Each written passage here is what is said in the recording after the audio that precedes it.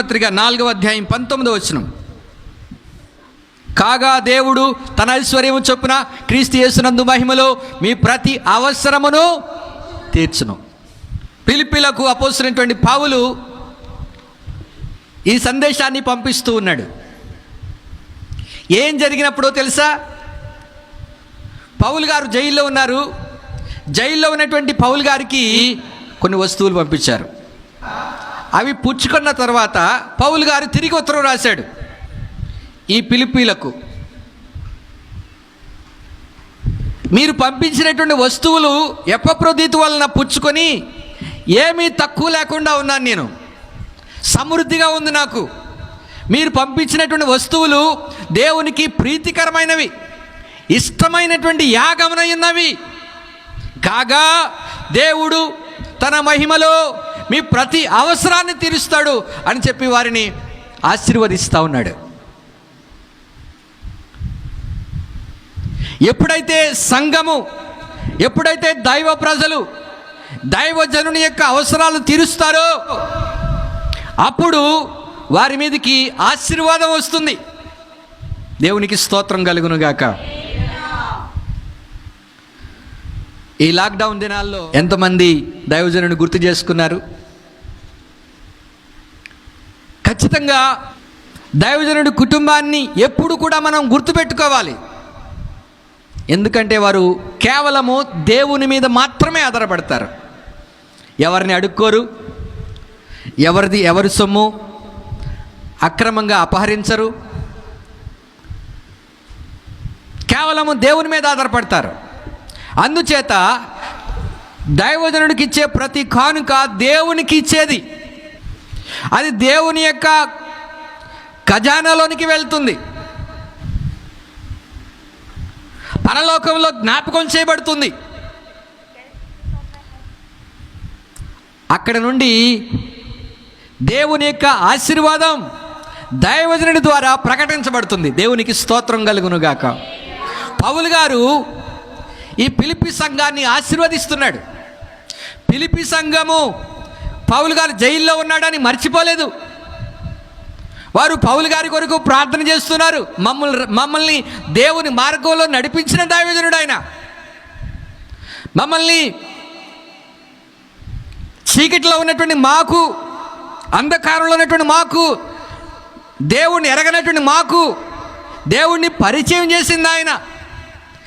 దేవుని యొక్క చిత్తాన్ని బయలుపరిచింది ఆయన. అందుచేతనే దైవజనుడిని మేము మర్చిపోము అని చెప్పి రోమా జైల్లో ఉన్నటువంటి పౌలు గారికి ఈ యొక్క కానుకలు వారు పంపించారు. పంపించినప్పుడు ఈ పౌలు గారు వారిని ఆశీర్వదిస్తున్నాడు. కాగా దేవుడు తన ఐశ్వర్యము చొప్పున యేసుక్రీస్తునందు మహిమలో మీ ప్రతి అవసరమును తీర్చును. దేవునికి స్తోత్రం కలుగునుగాక. దేవుడు తన ప్రజల యొక్క అవసరాలను తీరుస్తాడు. ఎప్పుడు తీరుస్తాడు? దేవుడు తన వాక్యానుసారంగానే తన ప్రజలకు సమకూరుస్తాడు అని వాక్యంలో మనం చూస్తూ ఉన్నాం. నీవిచ్చేది కొంచెమైనా మహాభివృద్ధి చెందుతుంది, అది ఆశీర్వదించబడుతుంది. దేవుని ఖజానాలోనికి వెళ్ళినప్పుడు, దేవుని ధననిధిలోనికి వెళ్ళినప్పుడు, దేవుని యొక్క సన్నిధిలోనికి వెళ్ళినప్పుడు దేవుని సన్నిధిలో సమృద్ధి ఉంటుందని బైబిల్ చెప్తోంది. దేవుడు ఆశీర్వదించేవాడుగా ఉన్నాడు. దేవుడు సృష్టికర్త కాబట్టి దేవుని సన్నిధిలో ఎప్పుడూ సమృద్ధే. దేవునికి స్తోత్రం కలుగునుగాక. అవసరత అనేటువంటిది మనము దేవుని మీద ఆధారపడేటట్లుగా చేస్తుంది. పరిస్థితులు దేవుని వైపు చూచేటట్లుగా చేస్తాయి. మన విశ్వాసంలో ఉన్నటువంటి గొప్ప కృప అదే. మనం విశ్వాసులుగా ఉండినట్లయితే మనం దేవుని వైపు చూస్తాం, మనుషుల వైపు కాదు. దేవుని వైపు ఎప్పుడైతే చూస్తామో ఆశ్చర్యరీతిగా ఎక్కడి నుంచో సహాయం వస్తుంది. ఎక్కడి నుంచో వస్తాయి సహాయం, మనకు తెలియదు, మనం ఊహించము. కానీ దేవుడు ఎవరిని ప్రేరేపిస్తాడు. జార్జ్ ముల్లర్ జీవిత చరిత్ర చదువుతున్నప్పుడు ఒక అనాథాశ్రమాన్ని నడుపుతూ ఉన్నాడు. ఒక రోజున ఆ పిల్లలు ఆకలితో ఉన్నారు. భోజనం లేదు. అలాంటి పరిస్థితుల్లో దేవునికి వారు ప్రార్థన చేశారు. పిల్లల ప్రార్థన దేవుడు ఆలకిస్తాడు కదా. ఎక్కడో ఫంక్షన్ జరిగితే మిగిలిపోయినటువంటి ఆహారం అంతా తీసుకొచ్చేశారు హోమ్కి. దేవునికి స్తోత్రం కలుగును గాక. దేవుడు ఎంత అద్భుతకరుడు అండి, ఎంత అద్భుతకరుడు. దేవుడు మనం అనుకున్నట్లుగా చేయడు, కానీ తగిన రీతిలో తగిన సమయమందు మనకు సహాయం చేస్తాడు అనే విషయాన్ని మనం మర్చిపోకూడదు. లూకాసు సువార్త 11వ అధ్యాయం ఒకసారి చూడండి. లూకాసు సువార్త 11వ అధ్యాయము 11-12 వచనాలు చదివితే బాగుంటుంది. ఈ లోక సంబంధమైనటువంటి తండ్రులు తన కుమారుడు చేపను అడిగితే పామునిస్తాడా? రొట్టెని అడిగితే రాతినిస్తాడా? ఆలోచన చేయండి. ఇహలోక సంబంధమైనటువంటి తండ్రులకే పిల్లలకి మంచి భోజనం పెట్టాలని అనుకుంటున్నప్పుడు మీ పరలోకపు తండ్రి ఎంత గొప్పవాడో తెలుసా? ఆయన మీకు పరిశుద్ధాత్మనిస్తాడు ఎంతో నిశ్చయముగా. ఇది వాగ్దానంతో కూడినటువంటిది. ఎంతో నిశ్చయముగా నా పిల్లలకు నేను పరిశుద్ధాత్మనిస్తాను అంటున్నాడు ఆయన. ఆయన ఖచ్చితంగా ఇచ్చేటువంటి వాడు. అడుగు ప్రతివాడు పొందును అని దేవుని వాక్యము సెలవిస్తూ ఉంది. నేను బట్టలు లేక కొంచెం ఇబ్బంది పడుతూ ఉన్నాను. 2 జతలతో బైబిల్ కళాశాలకు వెళ్ళాను. నేను ఒకటి ఉతుక్కుంటున్నాను, ఒకటి తొడుక్కుంటున్నాను. మరలా దాన్ని ఉతుక్కుంటున్నాను, ఆరబెట్టుకుంటున్నాను, మరలా తొడుక్కుంటున్నాను. ఆ విధంగా కొన్ని రోజులు గడుస్తుంది. ఎక్కడి నుంచి సహాయం వస్తుంది? మా చిన్నాన్నగారు కృష్ణమూర్తి గారు, ఆయన గల్ఫ్ నుంచి వచ్చారు. గల్ఫ్ నుంచి వచ్చిన తర్వాత ఆయన నా గురించి తెలుసుకున్నారంట. నా గురించి ఎంక్వైరీ చేశారు. ఎక్కడ ఉంటున్నాడు రాజశేఖర్ అని. తెలిసిన వెంటనే ఆయన తీసుకొచ్చిన బట్టల్ని కొన్నింటిని నేను బైబిల్ కళాశాలలో ఉంటే అక్కడికి తీసుకొచ్చి ఇచ్చి వెళ్ళాడు. దేవునికి స్తోత్రం కలుగును గాక. ఇది దేవుడి కార్యం కాదా? దేవుడు చేసిన కార్యం కాదా? దేవుడు తన పిల్లల అవసరాలను తీర్చేవాడిగా ఉన్నాడు. ఎప్పుడు బైబిల్ కాలేజీలో ఉన్నప్పుడు నేను ఇస్త్రీ బట్టలు తొడుక్కున్నాను. నాకు డబ్బులు ఇచ్చేవారు లేకపోయినా డబ్బులు వచ్చేవి. దేవుడు ఎవరి నుండి ఏ విధంగా సహాయం చేసేవాడో వాళ్ళెవరో నాకు తెలియకపోవచ్చు, కానీ సహాయం మాత్రం వచ్చేది నాకు. ఎందుకో తెలుసా? ఆయన ప్రణాళిక, ఆయన చిత్తము. ఆయన మనల్ని తన దృష్టిలో ఉంచుకున్నాడు. ఈ సత్యాన్ని మనం ఎన్నడూ కూడా మర్చిపోకూడదు. మనం కలవరపడవలసినటువంటి అవసరం లేదు. యేసుక్రీస్తు ప్రభువారు కొండ మీద ప్రసంగంలో చెప్పినటువంటి వాక్య సత్యాన్ని గమనించండి. ఆకాశ పక్షులను చూడండి, అవి విత్తవు, కోయవు, కొట్లలో కూర్చుకొనవు, అయినను మీ పరలోకపు తండ్రి వాటికి ఆహారం పెట్టుట లేదా? ఆయన వాటికి ఆహారం పెడుతుంటే మీకెందుకు పెట్టడు? తప్పనిసరిగా. దేవునికి స్తోత్రం కలుగును గాక. హల్లెలూయా. కానా పెళ్లి విందులో ద్రాక్షరసం అయిపోయింది. ఇంకా జనం వస్తూ ఉన్నారు. వాళ్ళకి ఎలాగా? ఆ విందు యజమాని కంగారు పడిపోతూ ఉన్నాడు. ఇంటి వాళ్ళకి కలవరం, వాళ్ళు పరువు పోకూడదు, వాళ్ళకి అవమానం రాకూడదు, వాళ్ళని ఎవరు తిట్టకూడదు అనేటువంటి ఉద్దేశంతో మరియా యేసయ్య దగ్గరికి వెళ్ళి అడుగుతుంది, అయ్యా ద్రాక్షరసం అయిపోయింది అని. యేసు ప్రభు అడుగుతున్నారు, అమ్మా నాతో నీకేం పని? బ్రాకెట్లో నాతో నీకేమి పని అని రాస్తుంది. అమ్మా నాతో నీకేం పని, నా సమయం ఇంకా రాలేదు. ఆ మాట అనడంలో కూడా అర్థం ఉంది ఖచ్చితంగా. యేసుక్రీస్తు ప్రభు వారు రికమెండేషన్లు అవసరం లేదు. అది చెప్పడం కోసమే అమ్మా నాతో నీకేం పని అన్నారు ఆయన. అంతేగాని నువ్వెందుకు చెప్తున్నావు నాకు అని కాదు, నాకు చెప్పక్కర్లేదని కాదు. అక్కడ ఉన్నటువంటి ప్రతి ఒక్క అక్షరం కూడా, ప్రతి మాట కూడా మన జీవితాల్లో మనం అర్థం చేసుకోవటానికి, యుగాంతమైనటువంటి మనకు బుద్ధి కలగడానికి. అమ్మా నాతో నీకేమి పని, నా సమయం ఇంకా రాలేదు అంటే ఆయనకు ఒక సమయం ఉంది. ఆయన చేయాల్సిన సమయంలో ఆయన చేస్తాడు. తగిన సమయమందు, బైబిల్ మనం చూస్తాం, తగిన సమయమందు మిమ్మల్ని హెచ్చించినట్లు ఆయన బలిష్టమైన చేతి క్రింద దీన మనస్కులై ఉండుడి. మనల్ని హెచ్చించడానికి దేవుడు సమయం అనేటువంటిది దాని కొరకు ఎదురు చూస్తూ ఉన్నాడు. ఆ సందర్భంలో కాదు, దేవుడు మనల్ని హెచ్చించడానికి గొప్ప చేయటానికి దేవుడు సమయాన్ని వెతుకుతాడు. ఎప్పుడైనా నీవు అవమానపరచబడ్డావా? 10 మందిలో అవమానపరచబడ్డావా? అదే 10 మందిలో దేవుడి నుండి గణపరచడానికి ఒక సమయాన్ని ఏర్పాటు చేశాడు. దేవునికి స్తోత్రం కలుగును గాక.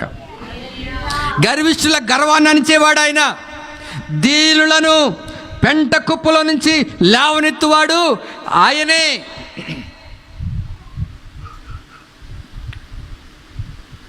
ఒంటరి అయిన వాడు 10,000 మంది అగును అని వాక్యంలో మనం చూస్తున్నాం.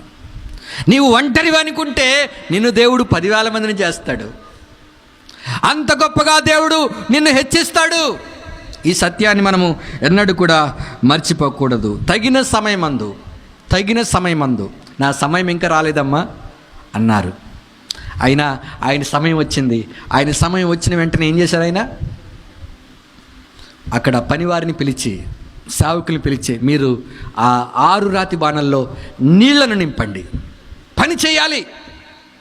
దేవుని కొరకు పని చేసినప్పుడు దేవుడు అద్భుతం చేసేటువంటి వాడుగా ఆ 6 రాతి బాణల్లో నీళ్లతో నింపారు. పనివారు ఏం చేశారు?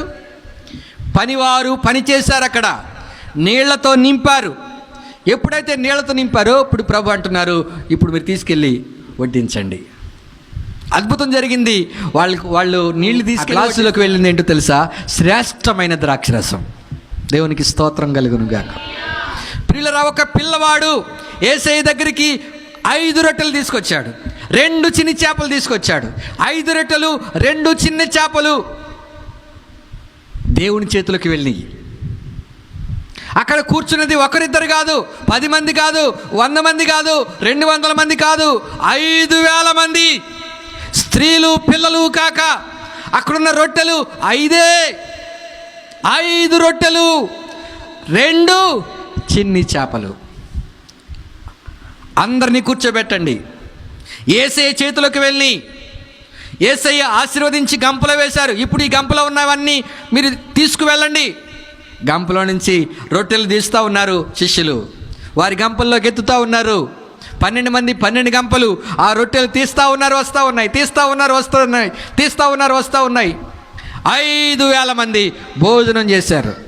5,000 మంది భోజనం చేయగా ఇంకా స్త్రీలు పిల్లలు కాకుండా వస్తుంది. ఎంతమంది భోజనం చేశారో తెలియదు మనకి. పురుషులు లెక్కించింది మాత్రం 5,000 మంది. ఇంకా మిగిలిపోయినాయి ప్రభువా, చాలా మిగిలిపోయినాయి వాటిని అలా ఉంచకండి, వాటన్నిటిని పోగు చేయండి.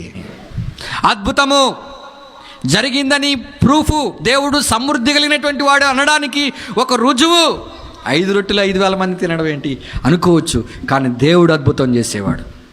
మనం ప్రశ్నించడం కాదు, ఇది అసాధ్యం అనడం కాదు. ఇది అసాధ్యం అనుకుంటే దేవునికి సమస్తము సాధ్యమే. దేవునికి స్తోత్రం కలుగును గాక. దేవుడు తగిన సమయమందు సహాయం చేసేటువంటి వాడని మనం గ్రహించాలి. నువ్వెప్పుడైనా ఆ సహాయం చేసేటువంటి గుంపులో ఉండాలనుకుంటున్నావా? ఇతరులకు సహాయం చేసే గుంపులో ఉండాలనుకుంటున్నావా? నువ్వెప్పుడైతే ఇతరుల అవసరాలు తీరుస్తావో దేవుడు నీ అవసరాలు తీరుస్తాడు. ఎప్పుడు వస్తుందో అలాంటి పరిస్థితి ఎప్పుడు వస్తుందో ఆ పరిస్థితి వచ్చినప్పుడు దేవుడు నిన్ను మర్చిపోడు. దేవునికి స్తోత్రం కలుగును గాక. దావీదు అంటాడు, యెహోవా నా కాపరి, నాకు లేమీ కలగదు. దేవుడు తన ప్రజల నిస్వార్థ ప్రయోజనం కొరకు అనుగ్రహిస్తాడు. దేవుడు మనకు అనుగ్రహించినటువంటి ఈవులను, దేవుడు మనకు అనుగ్రహించిన ప్రతి దానిలో కూడా దేవుని కొరకు నీవు వెచ్చించినట్లయితే ఆయన గ్రంథంలో నీ పేరు లిఖింపజేస్తాడు. దేవుని కొరకు పనిచేసేవారిని దేవుడు విడిచిపెట్టడు. ఆయన వారి పట్ల కనికరం చూపేటువంటి వాడిగా ఉన్నాడు. ఆయన వారిని ఆశీర్వదించేవాడిగా ఉన్నాడు.